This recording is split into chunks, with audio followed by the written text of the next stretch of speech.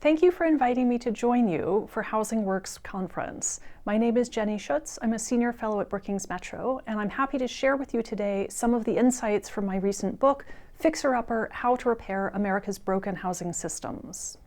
The biggest context for our housing problems today is that the U.S. has failed to build enough homes to keep up with demand created by population and job growth for roughly a decade. You can see that we have been building fewer houses over time relative to population growth, and during the Great Recession, we stopped building houses altogether for about 4 or 5 years. It's taken us a while to get back to the same levels of production that we were at prior to the Great Recession, but this means that nationally we have a deficit of about 3.5 to 4 million homes.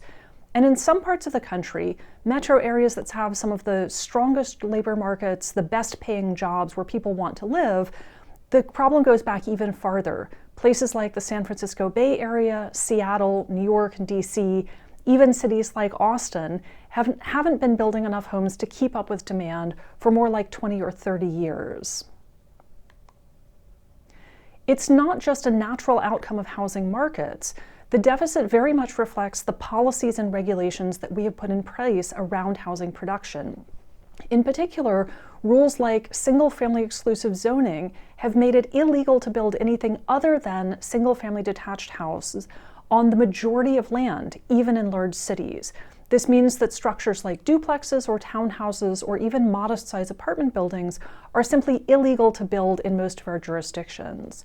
That matters because we have essentially locked up a lot of our very valuable land in places where people want to live in low-density formats that can't be altered, where it's just impossible to add additional housing in many of the places where people most want to live. If we think back to what communities looked like before zoning rules became widespread, it was typical to have neighborhoods that had homes of a variety of sizes and types and structures, taller and smaller buildings, single-family homes and apartment buildings side by side on the same street and the same block. It was also typical to have a mixture of residential uses in with residential and commercial uses mixed in together, again on the same block and often in the same building. Ground floor stores and restaurants with apartments above was very typical of our older center cities. This both allows a diversity of structures and allows people to accomplish a lot of their daily needs and errands within a relatively short walking distance. The zoning rules that we have adopted since about the 1950s have enforced uniformity in most new developments, particularly in larger scale suburban subdivisions. Rules require not only that the only houses that can be built are single-family detached homes, but they have to be identical in building height, in setbacks from the street and from their neighbors, that they are required to have off-street parking spaces. All of these individual rules add to the cost of houses, and they reduce the ability to build a diverse set of housing types within an individual community. We often think of single-family subdivisions as being family-friendly, but this is mostly driven by a concept of having nuclear families with parents and several children who live in the same house. If we think about single-family, not just homes, but entire communities of single-family homes, we can see that they don't actually fit a lot of people at different stages in their life. Many people at younger ages are willing to live in smaller spaces in order to save money or to be closer to amenities and to entertainment activities. Many older adults struggle to maintain a larger single-family house with a yard, but those are the only options available to people who want to stay in their communities as they age. We often focus on the downside of single-family exclusive zoning in enforcing economic and racial conformity within a community, but it's important to realize that this is essentially limiting the options for people who want to have a diverse range of choices, whether it's based on their income or their age or their family type. And these are simply prohibited under modern zoning today. Part of the problem is not just the rules that are written down on a piece of paper. Much of this also revolves around the political process that we have created to approve new housing production. Local governments have the ultimate authority over what kind of homes can be built in which locations and what it takes to get approval to change a piece of property from one use to another. Local governments have in turn chosen to outsource quite a bit of their authority to people who already live in a community. So the typical process is if a property owner or developer wants to, say, build an apartment building on a parking lot or turn a farm on the outskirts of a city into a subdivision, there's a process by which the property owner or developer has to go in front of existing residents, neighbors in the community, present plans, offer a vision for what they want to do, and this provides a chance for people in the community to provide feedback. Now, we can all understand that people care about their neighborhoods. We are attached to the places we live. People are naturally concerned about things like more population brings more cars, more traffic, potentially more children who need to go to the public schools. So this does impose some changes on the existing community, and people understandably want a chance to share their opinions. But giving existing residents, particularly more affluent homeowners, veto power over development that they don't like gives them the authority to stop economic development and imposes costs that the rest of us bear. This discrepancy is particularly true when we think about the process for developing capital A affordable or subsidized housing for low-income households. The discretionary approval process gives existing residents in a community enormous power to push back against development that they don't like, to push back on the number of units that are being built, to complain about the people who might be moving into a development. And we know that disproportionately it is harder to build subsidized housing than it is to build market rate housing. It's harder to build rental housing than owner-occupied housing. And so many of the people who wind up being shut out of a community, who don't have a voice and can't come to these meetings and say, this would benefit me, people who are excluded from a community are not part of this overall process. And the existing residents have disproportionate power in the process. A second affordability problem, which is somewhat different than the production problem, is that everywhere in the country, the poorest 20 to 25% of households cannot afford to pay for market rate rent without a subsidy. This is primarily a problem of low incomes. Over time, incomes for the lowest wage workers have simply not kept up with the cost of living, including the cost of providing modest quality housing. So we know that this is not just a problem in expensive places like San Francisco. This is also true in many of our rural areas where there is objectively a lot of housing available and maybe even high vacancy rates. Even in cities like Baltimore and St. Louis that have relatively affordable rents, the poorest 20 to 25% of households simply don't have enough money to pay for all of their basic necessities. More than 10 million households each year spend over half of their income on rent, which leaves them too little cash left over to pay for food and transportation and other necessities. Because this is primarily an income problem, the way to solve this is providing people with more financial resources. We know that this is not also just a problem for poor households themselves. This is a problem for larger communities as well. We have many households that are living in poor quality housing, often that has health impacts on people living there, physical and mental health impacts. Many low-wage workers are living far away from their jobs and have to commute long distances. Millions of families with children are living in substandard housing or overcrowded housing, which imposes costs on children's mental and emotional development. If we want to have a well-educated, healthy, and productive workforce 20 years from now, we must invest in better living environments for all families with children today. The flip side of not having built enough homes in the right places is that we have built and continue to build too many homes in the wrong places from an environmental standpoint. So we see in many communities, for instance, in Florida, the recent hurricane showed us many houses are simply in vulnerable locations, and they are often destroyed by storms or suffer damage from flooding, and then are rebuilt in the same location time after time after time. We know that the amount of property damage is increasing over time. That translates into higher insurance costs and disaster recovery that are borne by all taxpayers. People are living in vulnerable locations often because that's where they can afford to live, because we haven't provided homes that are closer to where they want to be. We can see, particularly in fast-growing cities, including many of those in Texas, The growth of houses on the outskirts of cities, the farther out, pushes more and more people into the range of wildfires, into areas that don't have long-term water access and are going to face stress in providing basic resources to many of those neighborhoods. So in addition to building more homes in the right places, we need to be careful about the places where we have limited development and are mindful of the impacts on climate. The U.S. has relied heavily on homeownership as the primary resource for wealth building. This works out well for many households. You buy a house, take out a 30-year fixed-rate mortgage, pay it down over time, and the equity accumulates, which provides some wealth for households to borrow against and use for things like sending their kids to college or tapping into in retirement. However, the U.S. has systematically discriminated against Black and Latino households in their ability to get access to homeownership. Prior to the 1968 Fair Housing Act, it was legal for banks simply to refuse to give a mortgage to Black and Latino homebuyers. Even after outright discrimination became illegal, we still see through audit studies that Black and Latino households have a harder time qualifying for a mortgage and are often steered into neighborhoods where houses appreciate less over time.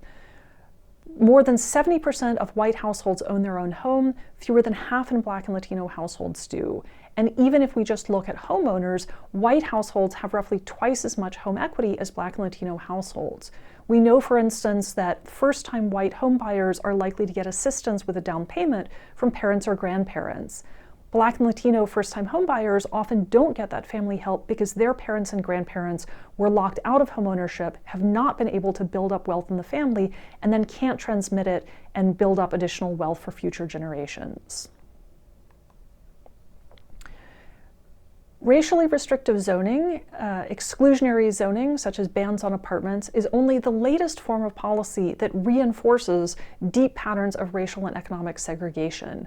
So we know, for instance, that past policies like redlining were used in order to steer investment away from predominantly Black neighborhoods, preserving high-income white neighborhoods as places where people were able to borrow to buy a home, where capital was able to flow and encouraged investment. These older policies are gone now officially, but they leave some very long shadows. We know, for instance, that in cities like Richmond, formerly redlined neighborhoods still have less tree canopy, they have fewer parks, and are subject to more extreme heat during the summer months. This is a reminder that although we need to be pushing now against exclusionary zoning, this is only one of a set of policies, and one policy change alone is not going to undo the discrepancies created by 200 years of discriminatory policies. Local governments rely heavily on property taxes to pay for a wide variety of goods and services.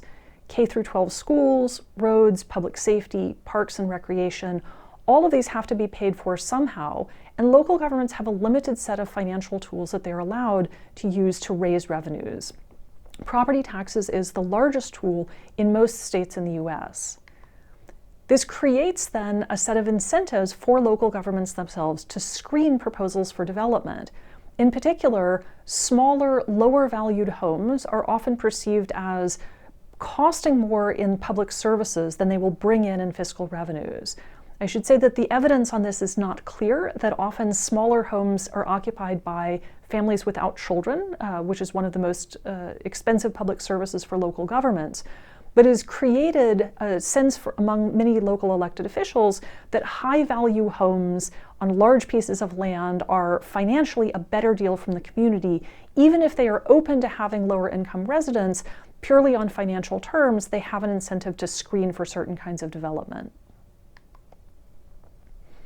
Overly restrictive zoning doesn't just hurt individual local governments, it hurts regional economies and even the national economy. So we know that one city or county alone can't provide enough housing for the workforce, can't provide enough housing at different price points to allow all people at different incomes to find a place to live. Individual communities often have very narrow parameters where they're trying to decide what to allow to be built and what not. But this spills over into the larger regional economy not having enough housing to accommodate its workforce. economists have also done research that finds that the overall GDP of the US is roughly a third smaller than it would have been had we not had very restrictive zoning in some of the highest productivity cities, places like California and the Northeast Corridor. And the danger is today that communities like Austin and Denver and Nashville that traditionally have been very open to growth and have built a lot of housing are becoming more restrictive over time, are not keeping up with the demand for new housing. And over time, these have been the safety valve as those regions start to become more restrictive of growth and build less. They will push the problem into further cities as well. In order to correct all of these problems, we will need systemic policy changes at all levels of government.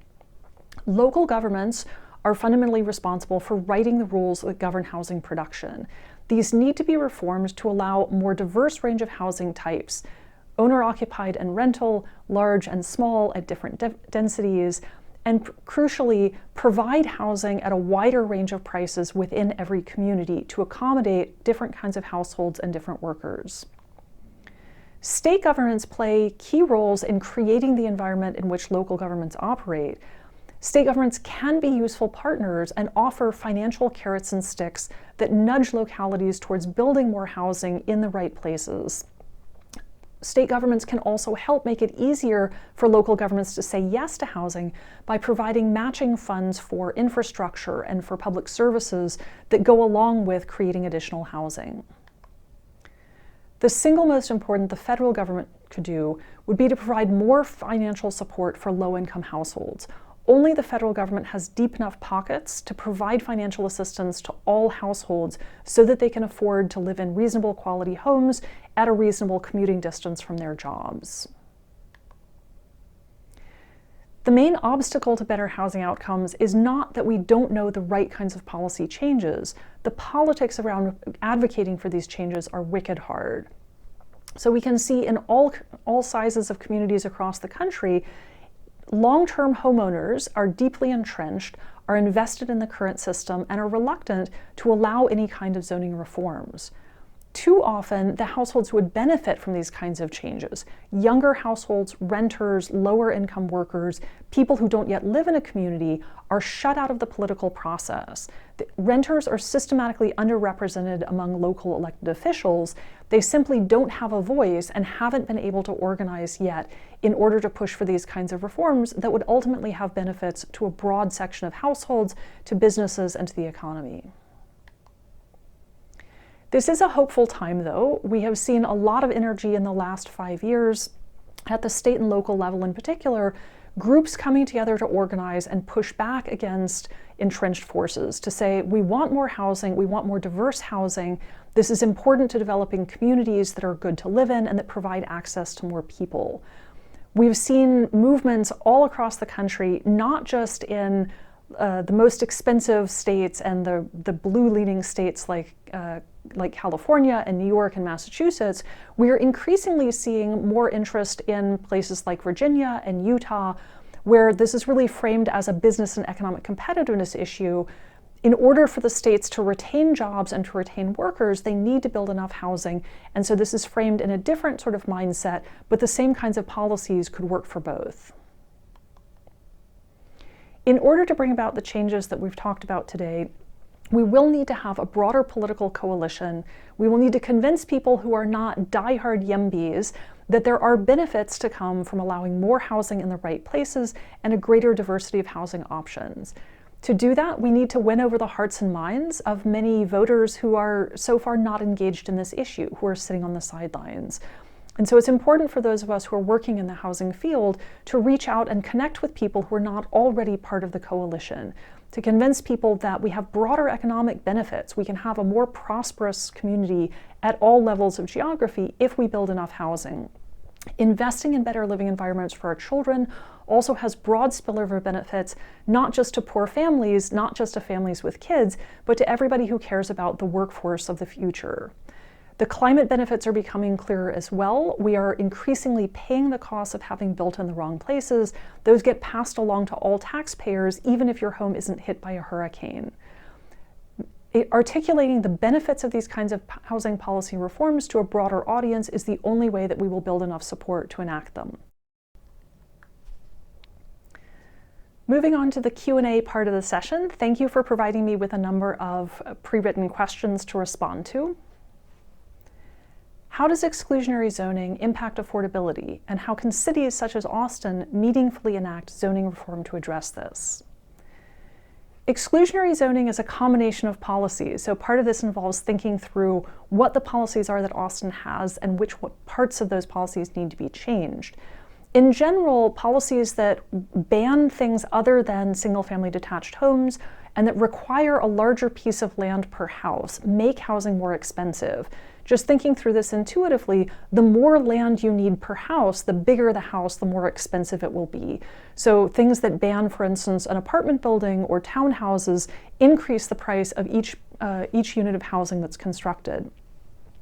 It's a little bit difficult to spell out exactly what needs to be changed because that depends very much on what the existing built environment is. So for instance, in communities that have single-family homes on 2-acre minimum lot sizes, just reducing the minimum lot size to 5,000 square feet and still requiring single-family homes would actually improve affordability quite a bit and would allow for additional housing to be constructed without needing to assemble large land parcels. In downtown corridors where there are already small lot houses or smaller apartment buildings, it'll take different kinds of policy changes to increase the housing capacity. So you may need to go from allowing a 2-story walk-up apartment to a 5- or 6-story apartment with an elevator that allows you to build additional housing. One key feature is to think not just about the dimensional requirements, the types of structures and the size of structures, but also about the process required to approve housing. The discretionary housing process that we have today adds a lot to the cost of housing because developers continually have to go in front of the community, they get feedback on the size of the property, then they have to go back to their architects and engineers and redesign things. Every time they have to go back and redesign the plan adds additional costs, which gets tacked on to the cost of finished housing. So moving towards allowing more housing by right through a relatively straightforward and simple process with a finite time period before final decisions are made is just as important as changing the dimensional requirements and allowing a more diverse set of structure types. In Fixer Upper, I say regarding zoning, meaningful improvements to affordability will require cities either to adopt consistent citywide revisions or to focus the push for increased density in high-opportunity neighborhoods. The choice between strategies may rely more on political considerations than policy design. Can you talk a little bit about this choice and what kind of political coalitions can be built to rise above such politics at the local level? The key to understanding what kind of strategy a city is going to push for involves thinking about where development wants to happen. So developers would rather build more new homes in expensive parts of a city, in places where land values are high and rents and prices are high.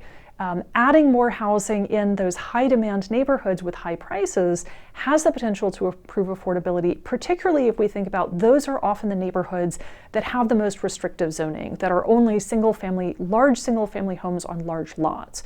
So going into the most affluent neighborhood and building apartments that create rental housing, for instance, or that create smaller homes would be a big improvement in affordability over the existing homes that are already there. Too often what happens is that development is completely prohibited in the most affluent neighborhoods, and so it goes to middle or moderate income neighborhoods that are adjacent to those. And this then creates the pressures for displacement that we observe in a number of cities. So it's not that rich people are being displaced from their expensive homes, it's that older apartments or older, smaller single-family homes adjacent to those neighborhoods are the ones that are most attractive and also feasible for developers to go in and replace with taller apartment buildings. So that creates the impression that new construction is contributing to displacement because it is not allowed all the way across the city, and particularly it's not allowed in the most affluent and high-value neighborhoods. One approach to getting around this would be to do things like legalize triplexes or fourplexes across an entire city. So then developers could build in high-income neighborhoods as well as moderate-income neighborhoods, and they would choose to go to the higher-income neighborhoods if that was feasible.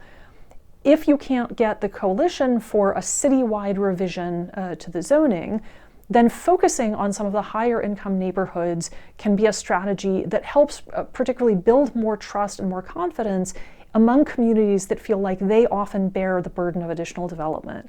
We know that every level of government has a bad history of going into particularly low-income Black and brown neighborhoods, putting in urban renewal projects, highway expansions, public works projects, and not providing due process and protections to the neighborhoods the people who already live in those neighborhoods. This makes it very difficult to start a conversation from a point of trust and to say, the upzoning is really about building more housing in affluent neighborhoods. People can observe the affluent neighborhoods have been protected up until this time. Why should we believe that this will be different? So if there is the potential to build a coalition around citywide reform, that is a way to push back against this. If not, figuring out the people who can be brought to the table. Affordable housing advocates are often a good part to bring in. Developers and providers of services, environmental groups are often part of the coalition because adding density in high-value neighborhoods tends to have environmental benefits as well. So the citywide politics vary a lot across places, but these are considerations both on where do you want housing to be built and what's the most likely policy that will motivate people and build trust and allow you to get some sort of reform passed. You challenge the traditional reliance on homeownership alone to build household equity. What alternatives do you propose, and why do you think these alternatives are important? So I think there are two ways to think about this. One are the mechanisms of homeownership that work well at building wealth and trying to figure out how we can recreate those outside of homeownership. And the other is thinking about the downsides of homeownership to individual households and how we can complement them. So homeownership is useful to build wealth because of the forced savings mechanism. When people buy a home with a 30-year fixed rate mortgage, every month they are putting aside some money to pay for the principal and building equity through that without having to stop and think about how much money am I saving and how much money am I spending. So this forced savings mechanism is one of the most powerful mechanisms we know of. Trying to recreate that in other forms is a good starting point. So for instance, we could create something that looks like a 401k that people save for retirement that's attached to your paycheck from your employer. Every month, your employer deducts some amount that goes into your 401k. They could also give you the option to put money into another account that's essentially held for medium to long-term savings that's not invested in something. You can still pull it out and get access to it if you have a health emergency or need a maintenance problem at your house. But it's something that's not in your checking account that you spend every month on groceries. So there are a number of proposals using this sort of opt-in method to allow people to save, and we could make this more attractive using tax matches through federal income taxes. We have proposals for this. It's not that the policy design is inherently complicated. It just requires either a state or federal government deciding to use their tax code to incentivize this kinds of development. Individual development accounts are a great option that allows people to have a small amount of seed capital, encourages them to match it month by month to put in additional savings, and then that seed capital can be tapped into not for short-term needs like groceries, but for longer-term things like borrowing money to go to school and pay tuition, to start a small business, potentially to pay for the down payment on a home, but essentially investments in something that will have a higher return. So we have a number of these kinds of policies that could be created. One of the downsides of relying entirely on homeownership is that it's actually not diverse and therefore is quite risky. We saw in the Great Recession that many people bought homes in 2005 or 2006, saw the value of their home fall in some cases by 50% or more, and didn't return back to its pre-recession levels for a decade. That means that people who had saved up for their home equity for the down payment lost all of their wealth, and for up to a decade were not able to get that wealth back. There's always going to be risk in the value of a single piece of property in one single location that we don't have if you invest, for instance, in a mutual fund or in stocks that are more diversified. The other problem is that when you buy a house, you don't just buy the house and you're done with all your expenses. You buy the house and then things break and need to be fixed. So making sure that homeowners have some liquid cash set aside to pay for maintenance, for unexpected property tax bills, is really important. We have tended to encourage people to save up for the down payment and then not help them have cash once they get in the home, and that makes them more vulnerable in case of foreclosures. So there are a number of different strategies that we could use. Again, none of these are complicated in design. It just requires deciding to put some financial resources behind them. You stress the need for non-market-based approaches to address housing challenges for all income groups. How do we address the needs of low-income households and those living in poverty? So for the poorest 20 to 25% of households all across the US, the problem is not that housing is too expensive, it's that their incomes are too low. Many of those households are spending over half of their income every month on housing costs, which means they don't have enough money to pay for food and transportation and other necessities. There are a variety of ways that we could help people afford to live in decent quality housing. The simplest would be just to expand the housing voucher program. We know that housing vouchers are a very powerful tool for stabilizing households, for allowing them to live in the same place in decent quality housing and taking off some of the financial stress for them. The problem is that the number of vouchers are limited by congressional appropriations year over year. And in many cities, people have to stay on the wait list for a decade or more before they get a voucher, even if they qualify by income. So simply expanding the supply of vouchers would help. Other forms of cash support, like a universal basic income or expanding the child tax credit and making that payable monthly, would also put cash in the pockets of households. Some of that would go to rent, some of that would go to other necessities, but the households could decide themselves what they need. This is essentially a fiscal choice, and I should say that the US is stingier than most other rich countries. Most other countries just provide either something like a voucher or just a cash provision every month to help people pay the rent. And it's a policy choice that we have decided not to provide the kind of support to low-income households that our other countries do. We also provide less support for housing than we do for things like food stamps or for Medicaid. So it's simply a policy choice that we have decided not to give people money to pay the rent. You talk extensively in your work about overcoming the limits of localism. Apart from guidance and incentives from the federal government, in what ways can regions come together to address housing and affordability issues? The federal government has really limited legal authority in land use and housing production. We have seen from the Biden administration an attempt to use more fiscal incentives, particularly on the carrot side. For instance, the bipartisan infrastructure law offers some planning grants for localities.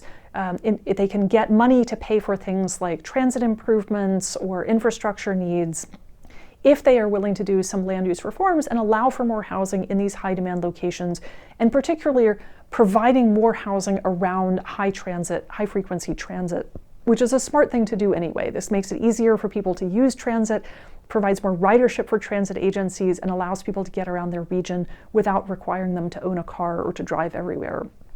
But outside of these fiscal carrots, the federal government has really limited authority.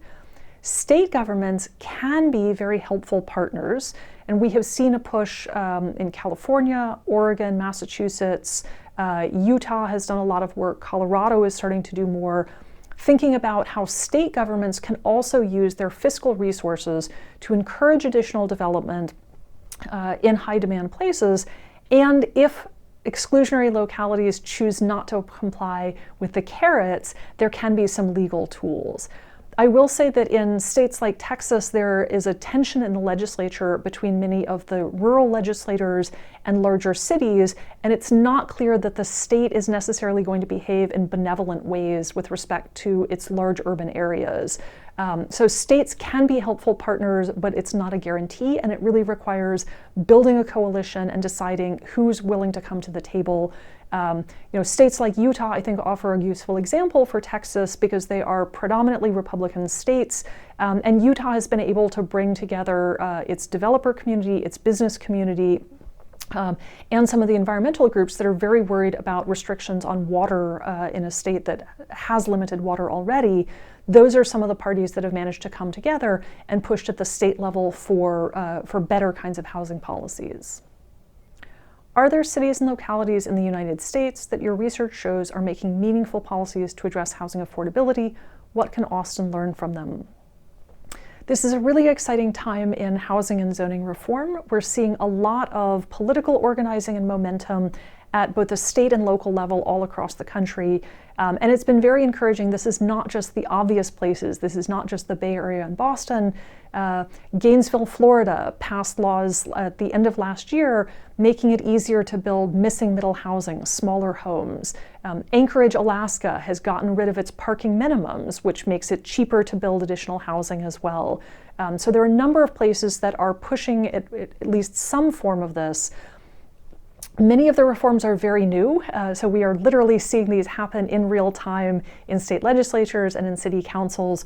We don't yet have a lot of research that shows what the impacts have been in most places just because they're so new. California does show us one example of reforms around accessory dwelling units. It took them 11 years of passing successive laws, pushing back against restrictions on ADUs, but they have now gotten to the point where there's a really active industry. So it's legal under basically the same kinds of rules to build ADUs almost everywhere in California.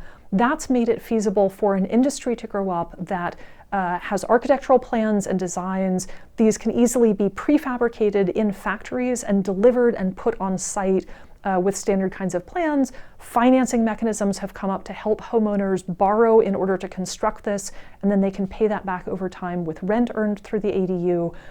So that's a really helpful example where when you set clear rules across a large area of geography, you then allow the private market to figure out how to fill that need to step up and provide essentially a model that can work at scale.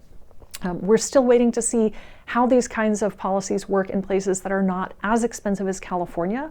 So I think one of the critical roles of research going forward is to figure out what are the kinds of policy changes that would be most effective in different housing markets, and what are the kinds of policies that we can build successful political coalitions around in communities that have very different political underpinnings and ideological leanings.